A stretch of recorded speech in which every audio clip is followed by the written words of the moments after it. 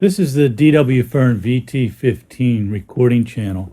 This is a single channel, all vacuum tube device which combines the features of our VT2 microphone preamplifier, the VT7 compressor, and a subset of the controls from the VT4 equalizer, all in a one single channel unit. Starting at this end of the box, we have the microphone preamplifier section. This is the gain for the microphone preamplifier. We can select whether that input comes from a microphone or from a line input.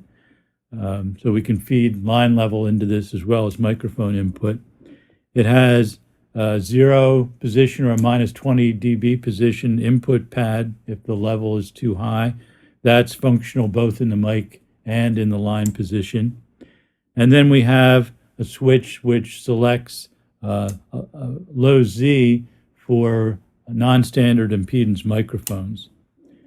On this row, we have a switch which will switch on the 48-volt phantom power on the microphone, and a phase reverse switch so that when if you're using more than one microphone and there's a phase discrepancy between them, you may find that one position or the other is gives you a better mono compatibility. And the last switch here switches between the microphone or line input and the instrument input. This 1/4-inch jack is an input for electric instruments such as a bass or a guitar or a keyboard. Anything that would normally go into a guitar amplifier can be plugged into there. On the instrument input, none of these other switches are functional, but the gain control still will adjust the gain of it. The compressor in this unit is identical to the VT7 compressor, except of course it's only one channel. It has all the same features. It has the high-pass filter in the side chain so that it reduces the sensitivity of the compression to low frequencies. It has a threshold control and a gain makeup control, just like on a VT7. It has attack and release controls and a control that we label harder and softer, which can be used to change the effects of that. For all the details on how these controls work, you can look at the VT7 segment because that explains all that in detail. This also has a bypass switch for the compressor, which you can switch the compressor out entirely. After that, we have a very simplified version of the VT4 equalizer. It has much the same sound, but it does not have quite the versatility.